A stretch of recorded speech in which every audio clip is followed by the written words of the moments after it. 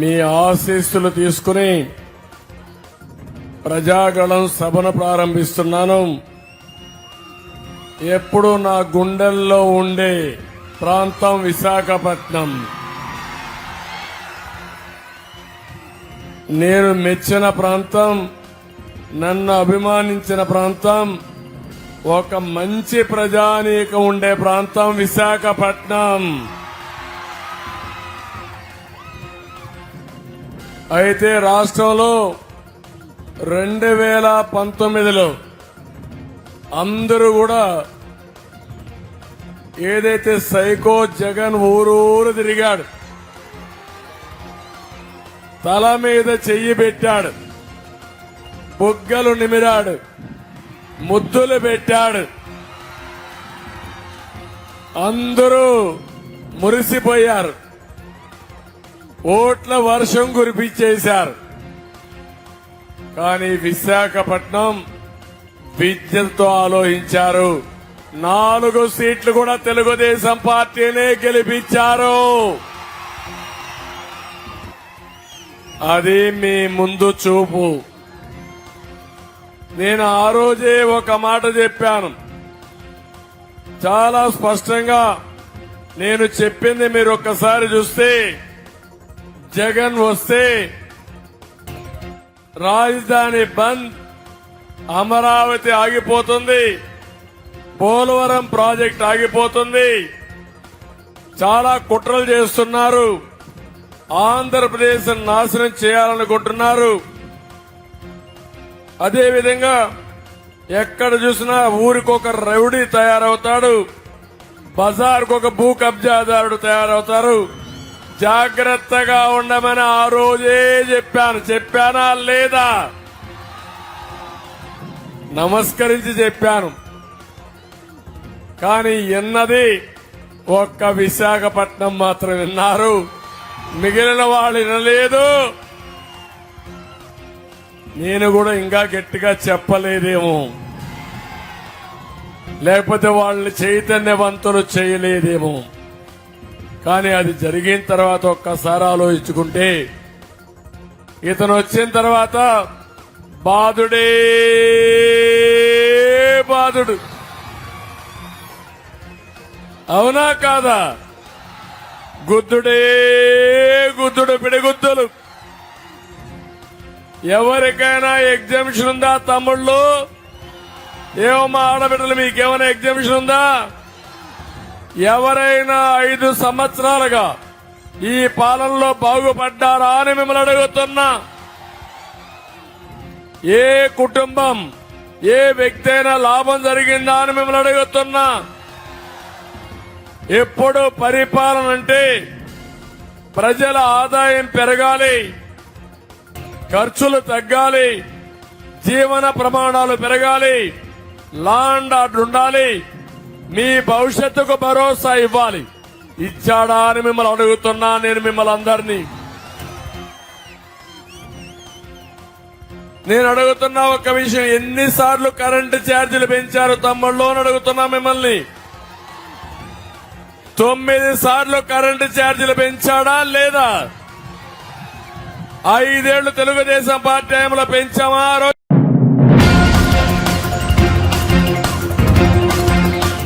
కాంగ్రెస్ అగ్రనేత రాహుల్ గాంధీ గురువారం మెదక్ జిల్లా నర్సాపూర్, హైదరాబాద్ నగరంలోని సరూర్ నగర్ లో నిర్వహించిన జనజాతర సభలో పాల్గొని ప్రసంగించారు. ఈ కార్యక్రమంలో రాహుల్ తో పాటు తెలంగాణ సీఎం రేవంత్ రెడ్డి, మంత్రులు, కాంగ్రెస్ నేతలు పాల్గొన్నారు. సరూర్ నగర్ జనజాతర సభ అనంతరం హైదరాబాద్ సిటీ బస్సులో రాహుల్ గాంధీ, సీఎం రేవంత్ రెడ్డి సందడి చేశారు. దిల్సుఖ్ నగర్ వద్ద ఆర్టీసీ బస్సు ఎక్కారు. ఈ సందర్భంగా ఆర్టీసీ బస్సులోని ప్రయాణికులకు కాంగ్రెస్ పాంచ్నాయ్ కరపత్రాలు అందజేశారు. రాజ్యాంగం పరిరక్షణకు, రిజర్వేషన్ల కోసం కాంగ్రెస్ పార్టీ అభ్యర్థులను గెలిపించాలని కోరారు. తెలంగాణలో ఆర్టీసీలో మహిళలకు ఉచిత బస్సు ప్రయాణ సౌకర్యం గురించి మహిళలను రాహుల్ అడిగి తెలుసుకున్నారు. కాంగ్రెస్ మేనిఫెస్టోలో పొందుపరిచిన యువ న్యాయ్, కిసాన్ న్యాయ్, నారీ న్యాయ్, శ్రామిక్ న్యాయ్ గురించి ప్రయాణికులకు ఆయన వివరించారు. ఈ సందర్భంగా రాహుల్, రేవంత్ తో ప్రయాణికులు ఫోటోలు దిగారు.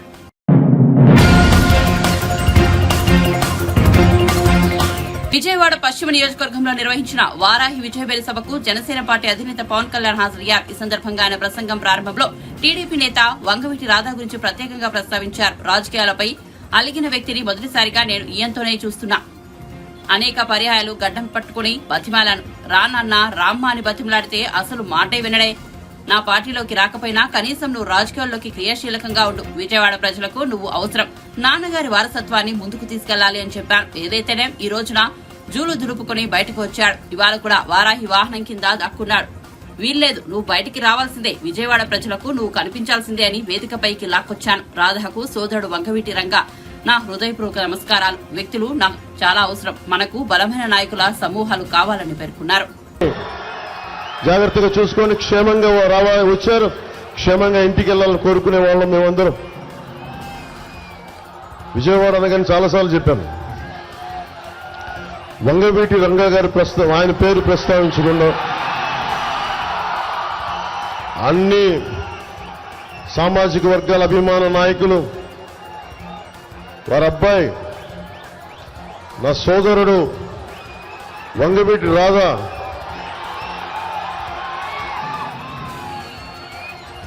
ఏమో ఈ మధ్యన పాలిటిక్స్ మీద కన్నెర చేశాడు. ఈ మధ్యన అలిగాడు. ఈ మధ్యన పాలిటిక్స్ మీద, రాజకీయాల మీద అలిగిన వ్యక్తిని ఫస్ట్ టైం నేను ఈయన చూస్తా ఉన్నా.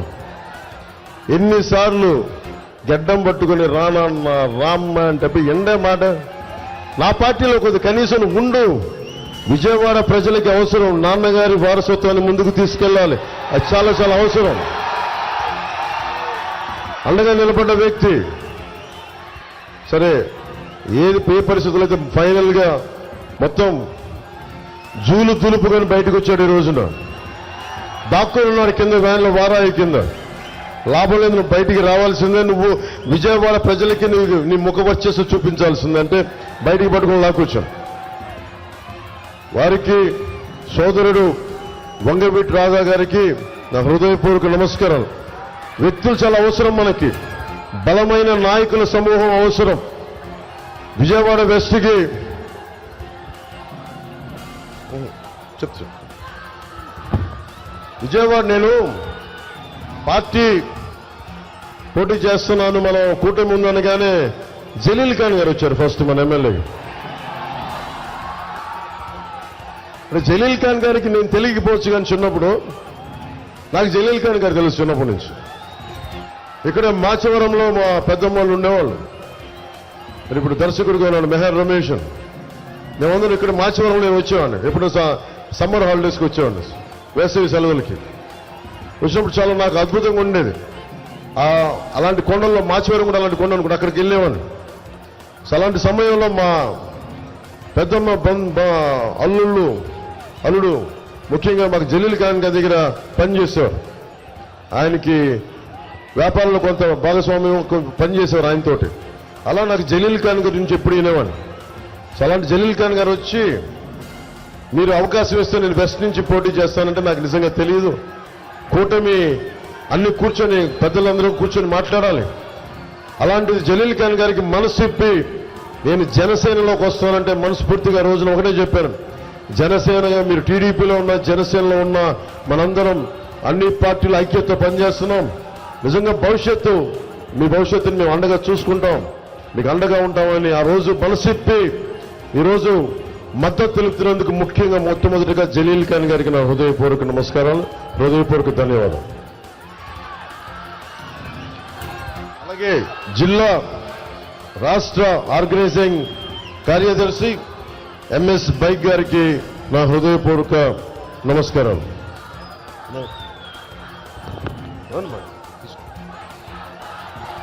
సో ఎంఎస్ బైక్ గారికి కలప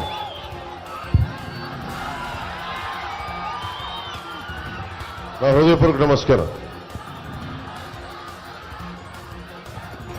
మీకు పోయినసారి తెలుసు విజయవాడ వెస్ట్కి వచ్చినప్పుడు ఎంత బలమైన నాకు స్పందన వచ్చిందో.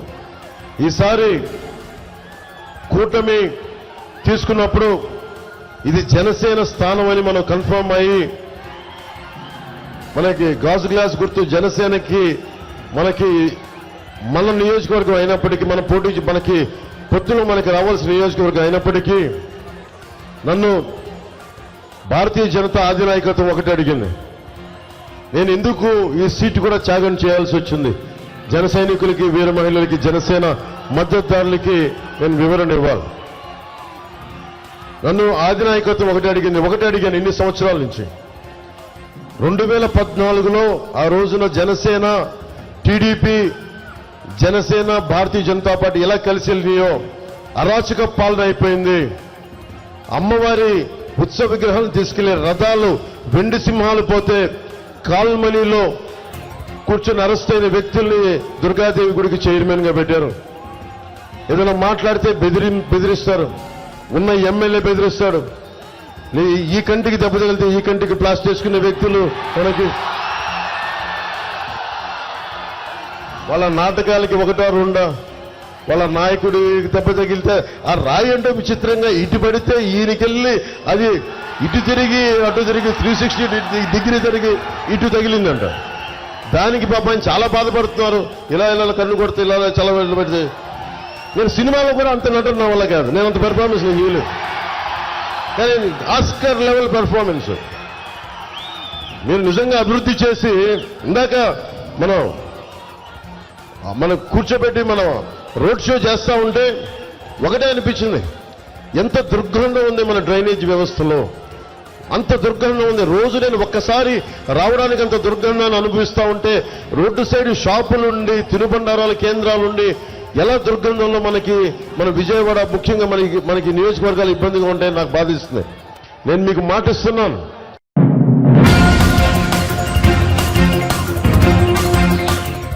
ఏపీలో ఎన్నికల జ్వాల రగులుతున్న నేపథ్యంలో అధికార విపక్ష నేతలు పోటాపోటీగా ఈసీకి పరస్పరం ఫిర్యాదులు చేస్తున్నారు. ఈ క్రమంలో టీడీపీ పొలిట్ బ్యూరో సభ్యుడు వర్లరామయ్య చేసిన ఫిర్యాదు ఆధారంగా YCP social media incharge Sajjala భార్గవరెడ్డిపై ఏపీసీఐడీ కేసు నమోదు చేసింది. వైసీపీ సోషల్ మీడియాలో చంద్రబాబుపై తప్పుడు ప్రచారం చేస్తున్నారంటూ వర్లరామయ్య ఈసీకి ఫిర్యాదు చేశారు. ఈ ఫిర్యాదును పరిగణలోనికి తీసుకున్న ఎన్నికల సంఘం సజ్జల భార్గవరెడ్డిపై కేసు నమోదు చేయాలని సీఐడీని ఆదేశించింది. ఈ క్రమంలో సజ్జల భార్గవరెడ్డిపై పలు సెక్షన్లతో పాటు కేసు నమోదు చేశారు.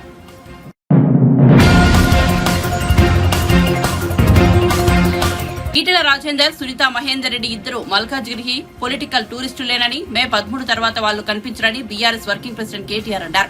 మల్కాజ్గిరి లోక్సభ నియోజకవర్గంలో ఏర్పాటు చేసిన యూత్ మీటింగ్ సమావేశంలో కేటీఆర్ మాట్లాడుతూ రాగిడి లక్ష్మారెడ్డిని గెలిపించాలని పిలుపునిచ్చారు. కాంగ్రెస్ అభ్యర్థిది తాండూరు అని, ఆమె వాస్తవానికి చేవల సీటు అడిగితే రేవంత్ రెడ్డి బలవంతంగా మల్కాజ్గిరిని కట్టబెట్టారని విమర్శించారు. ఆమె కూడా బలవంతంగానే ప్రచారం చేస్తోందని, ఓడిపోతే సునీత తిరిగి తాండూరు వెళ్లాల్సిందే అన్నారు. బీజేపీ అభ్యర్థి ఈటెలది కూడా మల్కాజ్గిరి కాదని, ఆయన హుజూరాబాద్ వెళ్లాల్సిందే అన్నారు. బీఆర్ఎస్ అభ్యర్థి రాగిడి లక్ష్మారెడ్డి మాత్రం లోకల్ అన్నారు. ఆయన ఉప్పల్లోనే ఉంటారని, మీ మధ్యలోనే ఉండే వ్యక్తి అని అన్నారు. 5 నెలల క్రితం రేవంత్ రెడ్డి ఎన్నో మాటలు చెప్పారని, కానీ ఒక్క హామీని నెరవేర్చలేదన్నారు. అధికారంలోకి వచ్చి 5 నెలలు అవుతున్నా చిల్లర మాటలు, ఉద్దరి మాటలు మాట్లాడుతున్నారని మండిపడ్డారు. శాసించే పరిస్థితి వస్తుంది.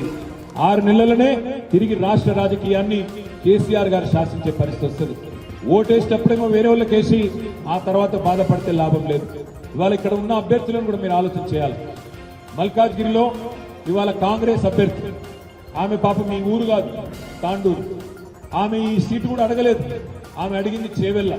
బలవంతంగా తెచ్చుకొని రుద్దిండ్రు. ఆమెకి ఇక్కడ ఎవరు తెలియదు. నా జాన్ నా పహచాన్ ఆగే హమారే బన్నే మెహమాన్.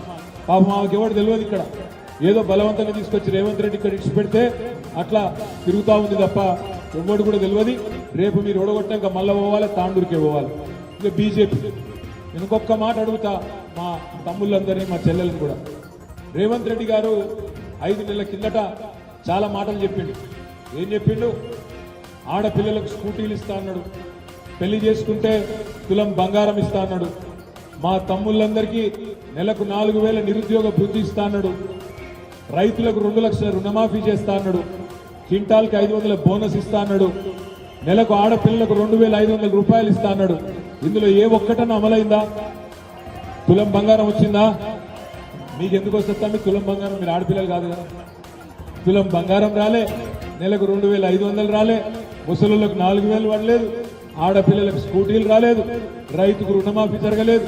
5 నెలల నుంచి ఏం చేస్తున్నాయా రేవంత్ రెడ్డి అంటే చిల్లర మాటలు, ఉద్దర పనులు, నోటికి వచ్చినట్టు బూతులు తిట్టుడు, ఇష్టం వచ్చిన మాటలు మాట్లాడు. ఏం మాటలు మాట్లాడుతుండు మీరు చూస్తున్నారు. ఏమంటాడు ముఖ్యమంత్రి?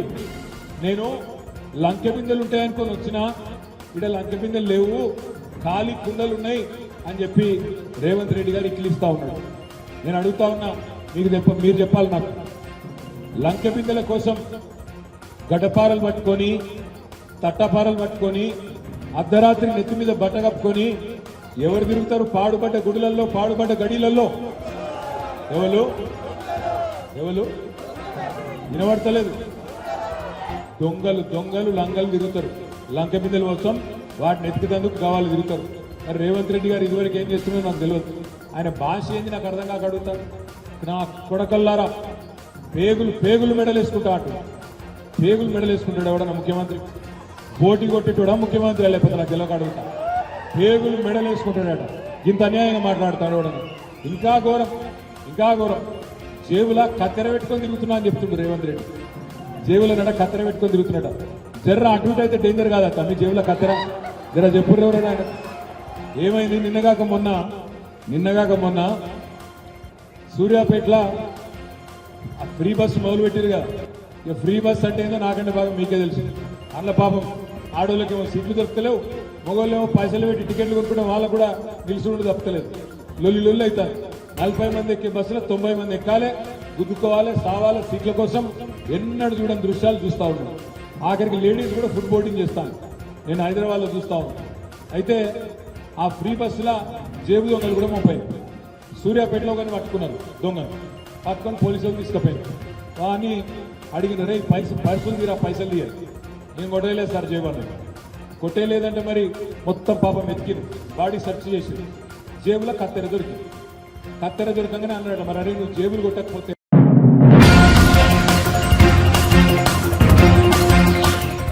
పుట్టింటికి వచ్చిన షర్మిల, సునీత చీరసారే కాకుండా న్యాయం అడుగుతున్నారని వైఎస్ వివేక సతీమణి సౌభాగ్యమ్మ అన్నారు. షర్మిలను ఓట్లేసి గెలిపించాలని విజ్ఞప్తి చేశారు. పులివెందులలో నిర్వహించిన ఎన్నికల ప్రచారంలో షర్మిల, సునీతలతో కలిసి ఆమె పాల్గొన్నారు. అమ్మా, మన పులివెందుల ఆడబిడ్డలు ఇద్దరు మీ ముందు ఉంటున్నారు. అమ్మా, అన్న, ఈ బిడ్డల్ని ఇద్దరిని మీరు ఆశీర్వదించాలని నేను మిమ్మల్ని అందరినీ కోరుకుంటున్నాను. బిడ్డలు 5 ఏళ్లుగా పడుతున్న కష్టము ప్రతి ఒక్కరికి తెలుసు. మళ్ళీ చెప్పాల్సిన అవసరం లేదు. మన తెలుగు సాంప్రదాయము, ఆడబిడ్డలు పుట్టింటికి వస్తే ఏం చేస్తామమ్మా? చీర సారే పెట్టి పంపిస్తాము. అవునా? పంపిస్తాము కదా చీర సారా పెట్టి. మీ ఆడబిడ్డలు పుట్టింటికి వచ్చి చీర సారా అడగడం లేదమ్మా. ఏమడుగుతున్నారు? న్యాయం అడుగుతున్నారమ్మా. న్యాయం చేసేదానికి మీ అందరికీ ఇప్పుడు టైం వచ్చిందమ్మా. అమ్మా, మనం అందరము ఒక్కొక్కరము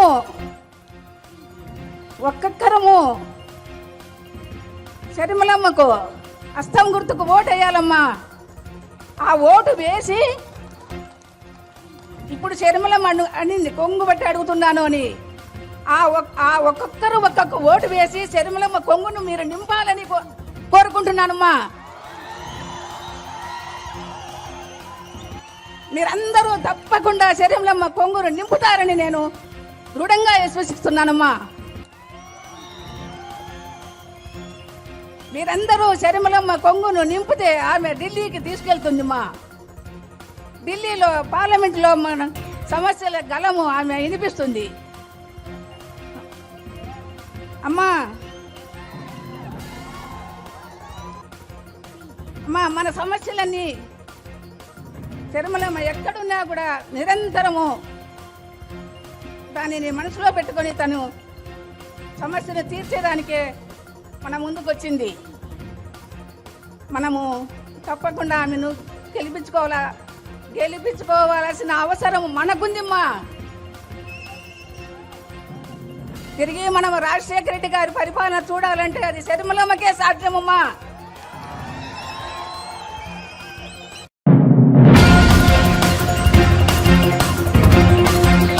శ్రీ సత్యసాయి జిల్లా మడకశిర కూటమి ఎమ్మెల్యే అభ్యర్థి ఎంఎస్ రాజును గెలిపించాలని సినీ హీరో నారా రోహిత్ ప్రజలకు విజ్ఞప్తి చేశారు. మడకశిరలో ఆయన ఎన్నికల ప్రచారంలో పాల్గొన్నారు. నారా రోహిత్ ను చూసేందుకు ప్రజలు పెద్ద ఎత్తున తరలివచ్చారు.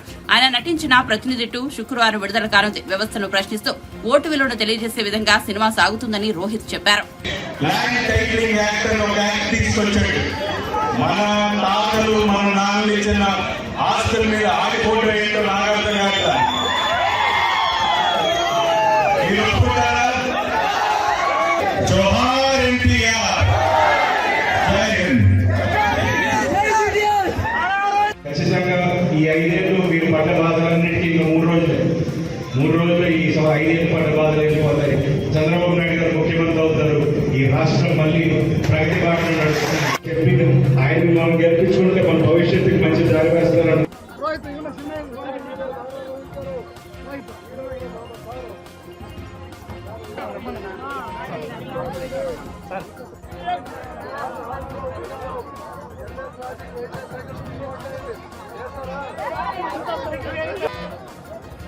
మడకశిర నియోజకవర్గంలో ప్రచారం చేయడానికి వచ్చాను. ఎంఎస్ రాజు గారు క్యాండిడేట్. ఆయన ఈ 5 ఇయర్స్ చాలా ఫైట్ చేశారు ఈ గవర్నమెంట్కి అగేన్స్ట్గా. సో ఆయన ఇవాళ మడకశిర నుంచి పోటీ చేస్తున్నారు. ఆయన ఎప్పుడు ప్రజల కోసమే పోరాడుతుంటారు. సో ఖచ్చితంగా ఈ మడకశిర ప్రజలు ఎంఎస్ రాజుని గెలిపించుకుంటే ఖచ్చితంగా రేపు ఈ నియోజకవర్గం అభివృద్ధికి తను చాలా తోడ్పడతారు. అండ్ ముఖ్యంగా ఈ రాష్ట్రంలో అభివృద్ధి అనేది కనపడకుండా పోయింది. సో లాస్ట్ 5 ఏళ్ళుగా ఒక కొత్త సంస్థ కానీ కొత్త పెట్టుబడులు కానీ ఉద్యోగాలు కానీ ఏవి రాలేదు. సో ఖచ్చితంగా యువత అందరూ ఆలోచించుకోవాలి, రైతులు ఆలోచించుకోవాలి, అన్ని రకాల వాళ్ళు ఆలోచించుకోవాలి, వాళ్ళ భవిష్యత్తు గురించి ఆలోచించాలి, రేపటి తరం భవిష్యత్తు గురించి ఆలోచించాలి. ఎందుకంటే ఈ రాష్ట్రం బాగుండాలి. ఈ రాష్ట్రం బాగుండాలంటే అభివృద్ధి జరగాలి. ఈ అభివృద్ధి చంద్రబాబు నాయుడు గారు మాత్రమే చేయగలరు. కొత్త కంపెనీలు తీసుకురాగలుగుతారని నమ్ముతున్నాం. సో తప్పకుండా అందరూ మే 13 ముందు మీ ఓటుకు వినియోగించుకోండి. ఎందుకంటే అది మీ రైట్. అది ఎందుకంటే మీరు సరైన నాయకుడిని ఎన్నుకోవాల్సిన అవసరం ఉంది. సో మే 13 తప్పకుండా అందరూ మీ ఓటుకు వినియోగించుకోండి. అండ్ తెలుగుదేశం పార్టీని గెలిపిస్తారని ఆశిస్తాను. ప్రతినిధి 2 సినిమా కూడా రిలీజ్ అవుతుందండి. సో ఆ సినిమాలో సిస్టమ్ మీద క్వశ్చన్ చేసే అంశాలు చాలా ఉంటాయి. అండ్ ముఖ్యంగా దాంట్లో మేము చెప్పిన ఒక అంశం ఏంటంటే ఓటు, అది మనకి ఎంత విలువైంది అనేది అంశం గురించి మేము మాట్లాడడం జరిగింది సినిమాలో. సో అన్ని కమర్షియల్ హంగులతో ఒక సిస్టమ్ని ప్రశ్నిస్తూ నడిచే ఒక సినిమా. సో మీరు అందరూ తప్పకుండా ఎంజాయ్ చేస్తారని మనస్ఫూర్తిగా కోరుకుంటున్నాను.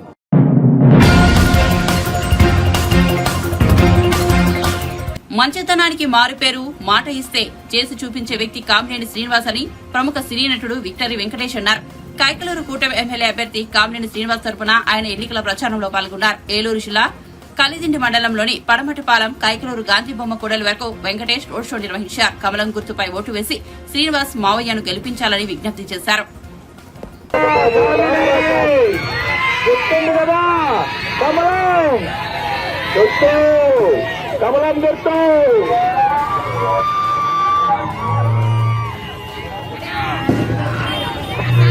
దయచేసి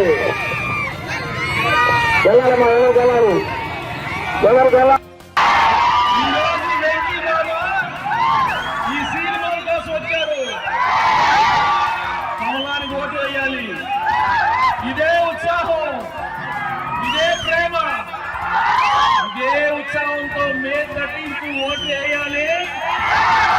కామినేని శ్రీనివాస్ గెలిపించాలి. అప్పుడు ఉంటది మజాక, మజాక. కామినేని శ్రీనివాస్ ఓటు.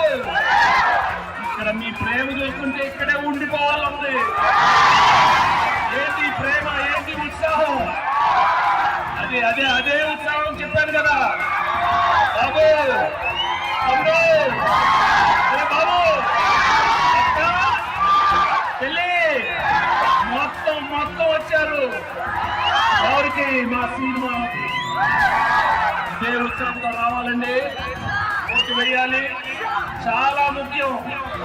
మీ భవిష్యత్తు పోవాలంటే మే 13 నాడు ఓటు వేయాలి. అది మీ హక్కు, మీ బాధ్యత. ఈ బాధ్యత మామూలు కాదు. ఈ భవిష్యత్తు పోవాలంటే వేయాలి. ఓటు వేస్తారు కదా, చంద్రబాబు వేస్తారు, శ్రీనివాస్ వేస్తారు. Vote for Kamineni Srinivas. మామూలు కాదు మా సినిమా. ఒక్క నిమిషం పిలిస్తే ప్రాబ్లం ఉంటే పక్కనే ఉంటారు. ఏ ప్రాబ్లం ఉన్నా నాకు దశాబ్దంగా సాల్వ్ చేశారు. మీ దగ్గర ఉంటారు, మీ తోడుగా ఉంటారు, మీ అండగా ఉంటారు. ఈ అందరి ఓటు మే 13 కమలానికే, మా సినిమాకి. నాకు నిజంగా చాలా ఆనందం మిమ్మల్ని అందరినీ చూస్తాను. ఇంతసేపు ఇక్కడ వెయిట్ చేశారు. చాలా చాలా సంతోషం. అన్నయ్య, ఈ వెంకీ బాబు వచ్చాడు, ఈ పెరిగారి ప్రసాద్ వచ్చాడు, ఈ గణేష్, ఈ లక్ష్మి, ఈ తులసి, ఈ చక్కి అప్పుడు సినిమాల్లో, కానీ ఇప్పుడు చాలా ముఖ్యం మీ ఓటు కమలానికి, ఆ సినిమాకి.